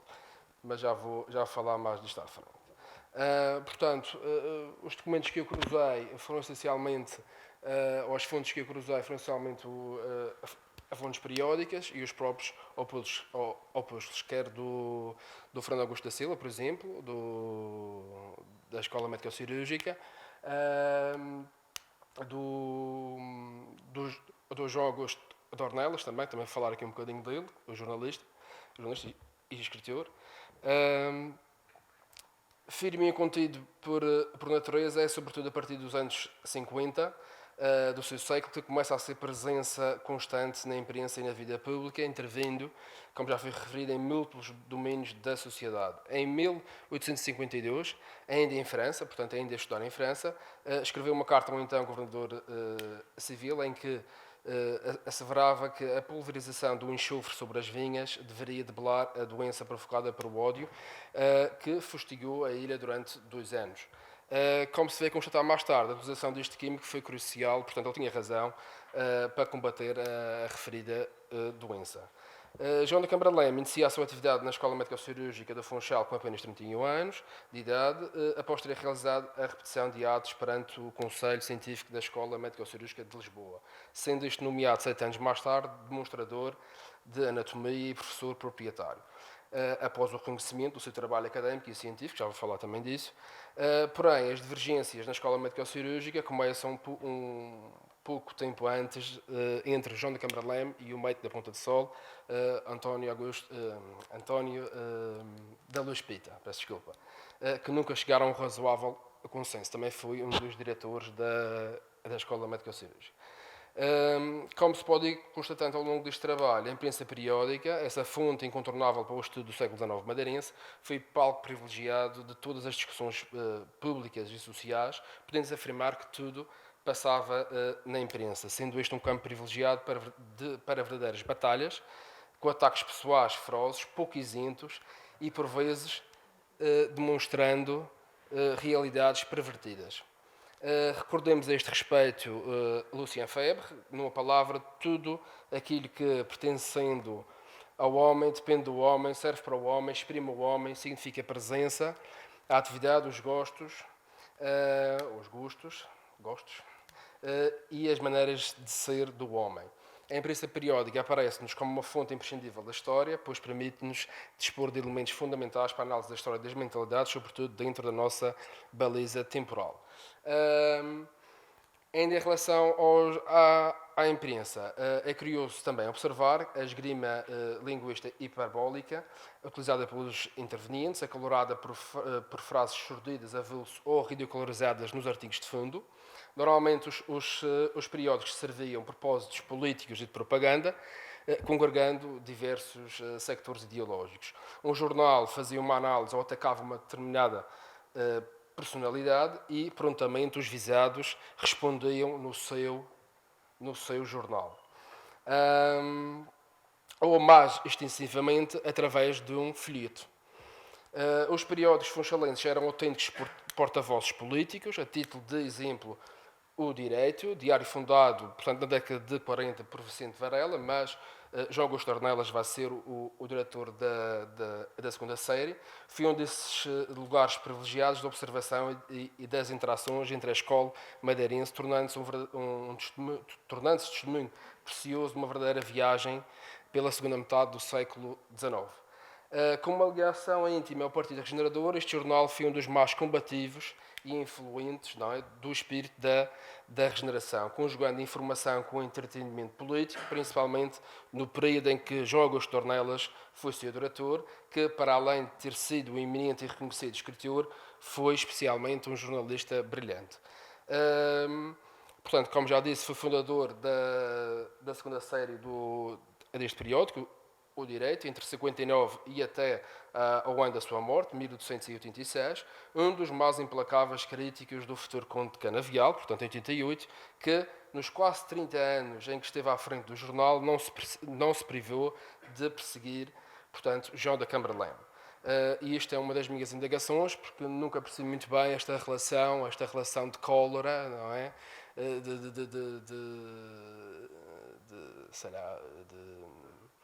Exato, nunca percebi muito bem porque é que ele persegue o João da Câmara Leme, enfim. O nosso estudo, ainda que incompleto, constatamos que quase na totalidade dos números editoriais, com mais veemência, a partir do ano de 66, 1866, o nome do nosso polemista é sempre mencionado depreciativamente, como se tratasse até de uma obsessão compulsiva. Desculpa aqui pelo plenário. Desconhece, porém, as razões que motivaram essa cólera, que foi por vezes tão exagerada quanto injusta, a meu ver. Verificando-se que há uma correlação na abundância adjetival utilizada pelo jornalista, dependendo do mais ou menos envolvimento de João da Câmara Leme nos acontecimentos que marcavam a atualidade, não é? Ele vai ser acusado, se calhar já estou aqui a revelar, a vida do Colbert Madeira. Ele vai ser acusado de alguns comportamentos concupiscentes em relação a umas meninas, mas depois já falo dessa questão. Portanto, nasceu em 1829, filho do morgado António Francisco da Câmara Leme, António Francisco da Câmara Leme, homem de Vasconcelos, e de Carolina Muniz de Ornelas Barreto Cabral. Matriculou-se em 44 no Liceu e concluiu os seus estudos em 46. Partiu para a França, onde obteve em 52. Atenção que é em 52 que ele envia aquela carta ao então governador civil, falando ou mostrando a sua preocupação sobre o estado da Madeira nesse período, não é? O estado da vinha. Depois, em 50, traduzi a obra de Alexandre Dumas, o Conde de Hermann. Portanto, aqui já evidencia alguma conhecimento, não é, do francês, principalmente do francês. Foi nomeado membro titular da Sociedade Médica de Emulação de Montpellier. Depois, também em 57, vai ser nomeado para outras e reconhecido membro de outras sociedades científicas. Ainda em 57 foi admitido na lista de candidatos ao título de membros correspondentes à Academia de Ciências de Montpellier. Depois, em 58, vai-se notabilizar noutros concursos, também não vou ler isto tudo. Em 59, perante a Escola Médica Cirúrgica de Lisboa, vai realizar, e aqui também é de relevar, a primeira operação cesariana concretizada com sucesso no país. Em 59 vai ser reconhecido também no concurso universal da Academia das Ciências e Letras, tornando-se também membro correspondente da Sociedade de Ciências Médicas de Lisboa. Em 60 foi nomeado demonstrador e ajudante na primeira cadeira na Escola Médica Cirúrgica do Funchal. 61 ganhou um prémio pela Academia Imperial das Ciências, Artes e Belas Letras de Caen. 62, mais uma vez, nomeado membro de uma academia científica. Em 1862 começam aqui as diligências com o então diretor da Escola Médica Cirúrgica do Funchal, o António da Luz Pita.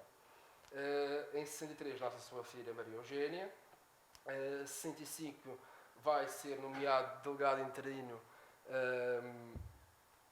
do Conselho de Saúde Pública do Funchal. Depois, em 66, vai lançar a primeira pedra para a fundação da Companhia Fabril de Açúcar Madeirense. Portanto, só começa a sua atividade em 71 e, tal como diz ali o Diniz Pacheco, não é? E também o Dr. Pimenta, não sei se ainda está aí, disse de manhã, à falta de... É a primeira grande empresa fabril, não é? No contexto da Madeira. Portanto, em 67 vai ser nomeado professor proprietário da cadeira de Anatomia na Escola Médica Cirúrgica do Funchal. 68 vai redigir outro relatório e projeto de regulamento para a Escola Médica Cirúrgica do Funchal. Em 68 ainda publica 3 opúsculos, portanto uma lição de clínica cirúrgica, uma oftalmia traumática e breves considerações sobre uma laqueação da artéria ilíaca primitiva. Ainda em 68 vai publicar, eles dois, o João da Câmara Leme e o António da Luz Pita, era constante. As suas quesílias, as inteligências, era uma coisa muito constante entre dois colegas. Mas em 70, eu estou aqui a andar porque tenho muitos slides, foi nomeado definitivamente delegado do Conselho de Saúde da Madeira, discursou em 70, atenção que o Partido Progressista só ganha forma em 1884, na Madeira, no dia 25 de março. Em 70 obteve a primeira patente de um invento, enfim, isto aqui também já revela um bocadinho do caráter de João da Câmara Leme, era só adicionar água nessa tal invenção. Ele obtém três patentes em 70, 75 e 96, enfim, e depois se formos ver o que realmente era essa tal invenção, era só retirar ou adicionar água. Portanto, em 70 funda a Liberdade, um jornal político literário de conhecimentos úteis. Em 71 publica um opúsculo intitulado Breves Instruções sobre a Cultura da Beterraba. Em 71 vai iniciar esta contenda por causa desta patente com a família Hinton, que depois prolonga-se até à República. Portanto, já estamos a ver que é um tipo muito interventivo, exato. Em 72 publicou uma carta sobre a nova moléstia da vinha dirigida ao chefe civil do Distrito do Funchal. Portanto, aqui também relevar a atitude de João da Câmara Leme quando se passava alguma coisa que ele achava que queria ser, enfim, mal ia ser mal para a região, ele fazia, forjava um opúsculo. Publicou o Guia do Sericultor Madeirense, onde expôs a sua conveniência sobre a plantação de amoreiras. Em 75 fundou a Associação de Proteção e Instrução do Sexo Feminino Funchalense. É aqui, como disse há pouco, que a imprensa vai acusá-lo de ser, para já vai nomeá-lo professor de ginástica, que eu saiba nunca foi. Portanto, aqui evidenciando o ataque da imprensa regeneradora a João da Câmara Leme. Em 75 a patentear o seu segundo invento, e já termino aqui a cronologia. 76 vai publicar Uma Crise Agrícola, o Caminho Aéreo e uma Sociedade Anónima. Aliás, esta constitui também uma das polémicas. Vai ser membro fundador da Associação Madeirense Promotora do Bem Público e de Auxílio Mútuo. Em 77 encabeçou uma lista para a variação da Câmara Municipal do Funchal, que perdeu. Em 77 foi um dos fundadores do Distrito do Funchal, que teve pouca tiragem, órgão da Associação Madeirense Promotora do Bem Público e de Auxílio Mútuo. Em 78 fundou, também sem sucesso, na antiga Praça da Rainha, uma escola de sericultura, mas não teve de facto muito sucesso. Em 79 publicou um opúsculo, portanto, a importância, aqui, mais uma vez, o seu interesse, não é, para debelar aqui os problemas da Madeira. Apontamentos para o estudo da crise agrícola do Distrito do Funchal e, finalmente, em 79, é nomeado pelo Anselmo de Gebra em Campo, governador civil substituto do Distrito do Funchal. Ainda não percebi muito bem qual é a relação de João da Câmara Leme com o Partido Progressista do continente.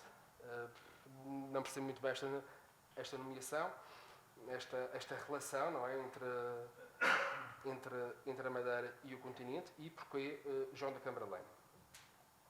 Agora indo à primeira polémica, que tem a ver com António Luís Pita, que mais ou menos entre 62, ocorre entre 62 e 68.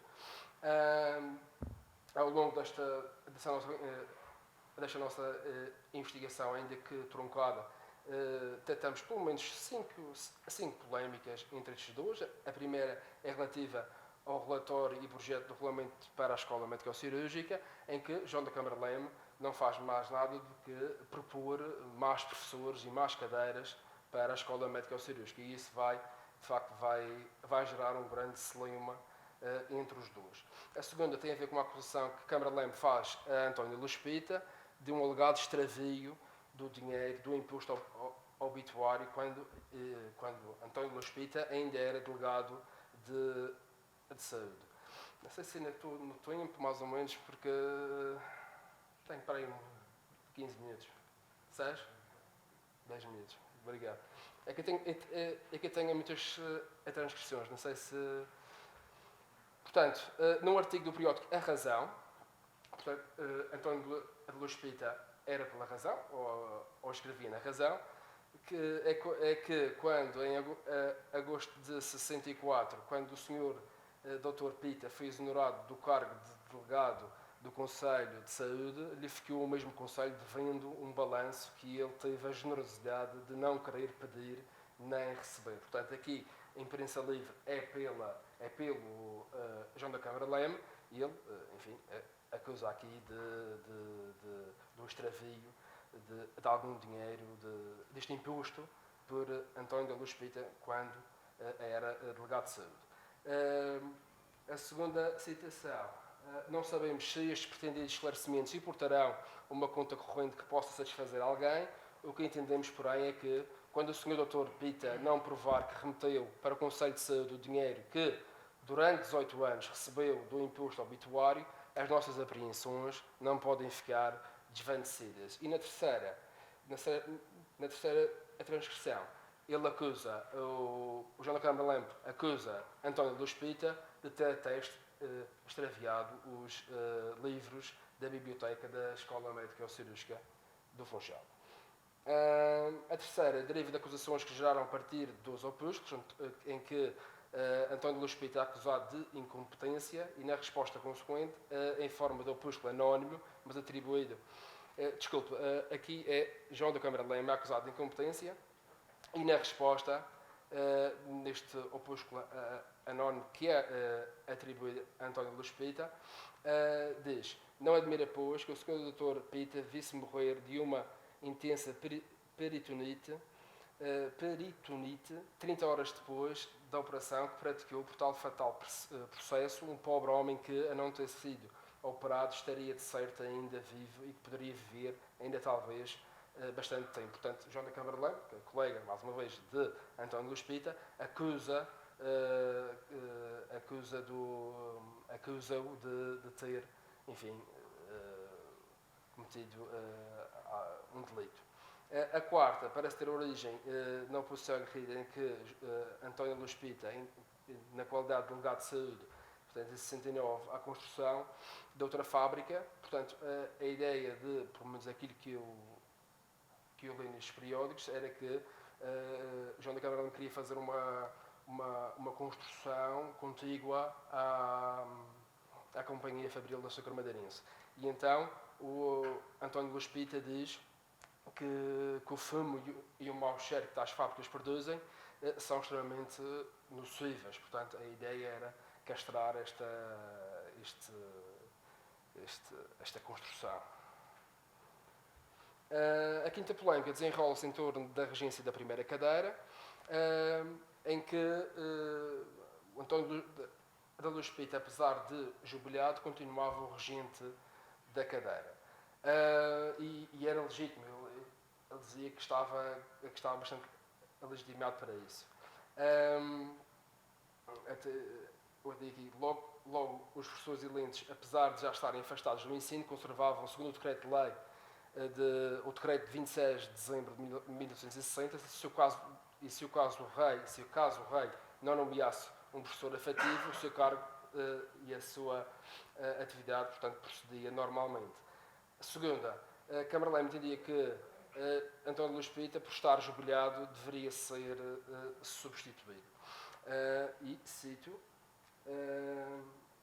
porém, o Sr. Dr. Pita, que há perto de 3 anos faz ao Sr. Dr. Câmara guerra tão injusta quanto tenaz e assintosa, declarou ao Conselho, fingindo zelo e dedicação pelo ensino, que queria continuar a exercer esse magistério.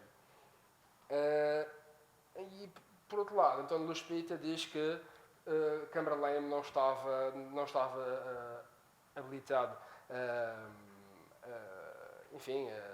relacionado à cadeira, porque era, sim, um mero ajudante e demonstrador dela. Estas petites histoires, quer dizer, isto não tem assim grandes evocações historiográficas, mas, enfim, fazem parte da nossa revista Cor-de-Rosa do século XIX, não é? E acho que até tem algum... O direito saía em defesa de António Luís Pita e vai ironizar. Devia a Gazeta dizer que o Sr. Dr. Câmara, indo fazer o serviço das enfermarias de cirurgia, nem só uma palavra dizia aos alunos sobre a clínica cirúrgica, nem uma resposta dava às perguntas que lhes faziam para a sua instrução. Portanto, ele não auxiliava os alunos nas suas questões. O jornal aponta as falhas de Câmara Leme. Por outro lado, Câmara Leme, o guarda da escola é obrigado pelo regulamento a marcar as faltas. Não sei se o Dr. Timóteo, quem abordou isto, não sei se viu o livro também das faltas. Isto é muito engraçado, porque ele faltava muito, o João da Câmara faltava muito às aulas e vai ser acusado por isso. Os EICOS. Em 1980, passado pouco mais de uma década sobre este episódio polémico, já com Câmara Leme como governador civil substituto do Distrito do Funchal, este assunto é relembrado pelo direito e é revelador, não é, do caráter desta personalidade e da opção dos alvos sobre quem incidiram as suas críticas. Portanto, deixem-me citar aqui o direito de 5 de janeiro de 80, o Sr. Dr. Câmara, que se arvorava um inimigo cruel e injusto do Dr. António Luís Pita, tratou de o desgostar e contrariar por todos os modos, ferindo o crédito da Escola Médico-Cirúrgica. Mas a escola do sexo feminino, digam-nos por quem são, que frutos tem dado essa escola. Só sabemos, e o Progresso também sabe, portanto o jornal, que o Sr. Dr. Câmara ensinou ginástica às meninas. Portanto, isto é bastante recorrente, esta frase. Depois, cometer faltas, o direito ainda diz, no dia 8, cometer faltas no exercício das suas funções e desobedecia ao chefe, portanto, António Luís Pita. Em baixo, perseguir a sua excelência como delegado de saúde, com assento e com crueldade, o farmacêutico, que já é a próxima polémica, da Santa Casa, Francisco Xavier de Sousa. Rapidamente, 3 minutos. Não. Bom.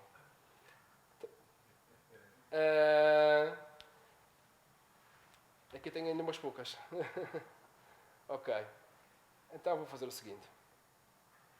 Vou passar isto assim panoramicamente. Portanto, a segunda tem que ver com o farmacêutico, com o voto do farmacêutico Francisco Xavier de Sousa, portanto, em que o ordenado de João da Câmara Leme passaria de 300 mil reais para 25 mil, porque ele, lá está, o conselho da escola dizia que ele faltava muito e então tinha de ser cortado o seu vencimento. Das faltas, quanto tem cumprido, testemunho dos alunos, a retaliação, contar que Intercato Lumelene. Esta também é interessante, que tem que ver com a Companhia Fabril da Açúcar Malheirense, que vai dar, esta polémica vai ser uma das causas, ou das causadoras, não é, do encerramento da fábrica em 79. Portanto, a ideia era que ele acusava este Tarquínio, o Dr. Tarquínio Intercato Lumelino, de não ajudar, não é, de não contribuir para a compra das máquinas. Também há aqui uma personagem muito importante que eu não consigo perceber também muito bem quem é Roberto Leal. A Joana, já falei que a doutora Joana Silva diz que também está a investigar Roberto Leal e não conseguimos de facto chegar a perceber quem é este empresário.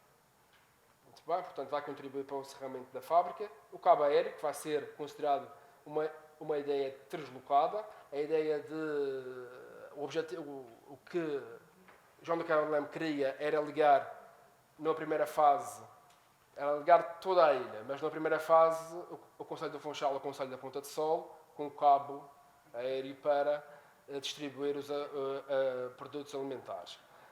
E vai ser muito, enfim, vai ser acusado na imprensa, vai ser ridicularizado, etc.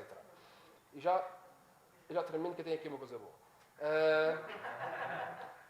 Depois, outras soluções para a crise, que também vai ser bastante ridicularizado. Até foram feitos alguns opúsculos só para ridicularizar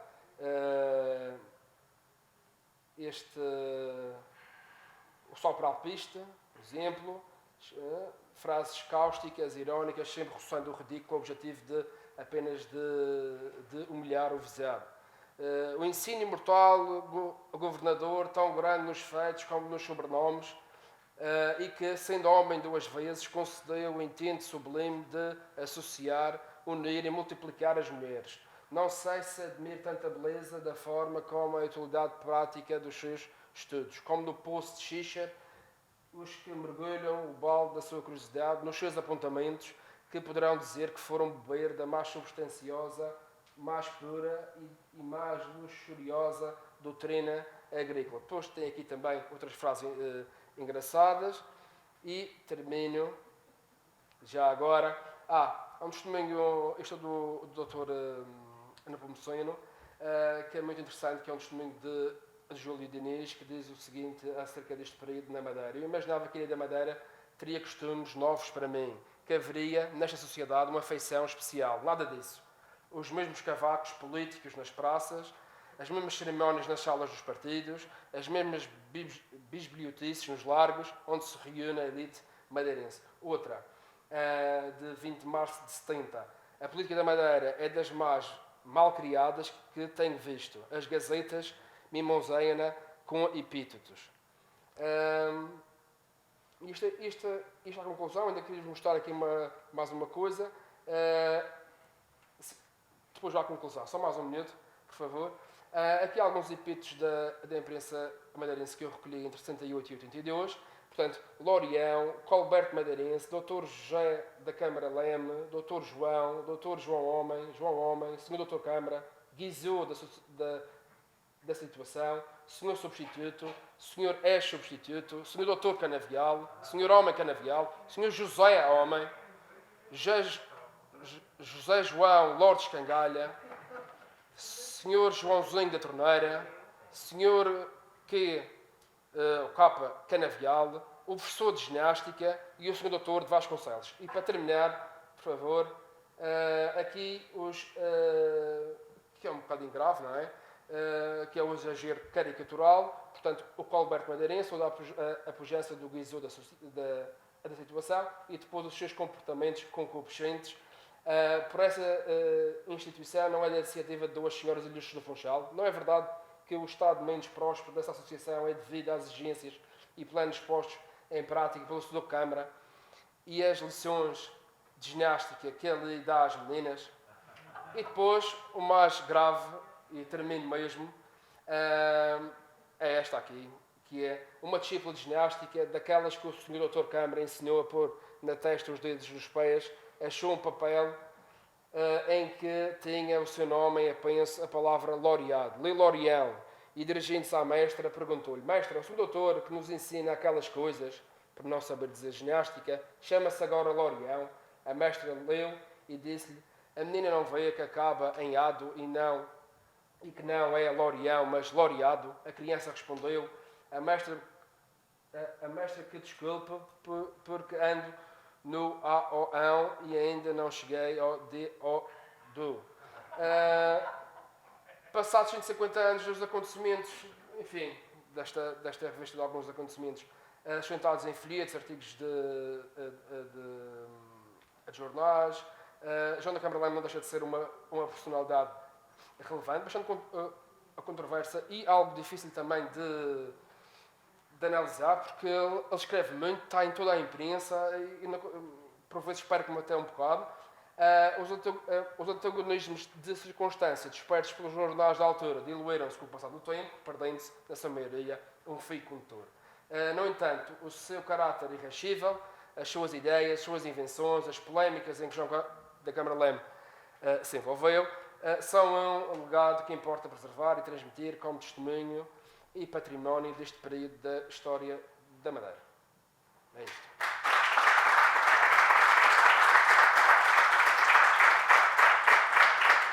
E esta é a bibliografia. Bom, estas intervenções foram todas muito interessantes. Simplesmente aconteceu aqui o inevitável, é que ultrapassámos largamente a hora.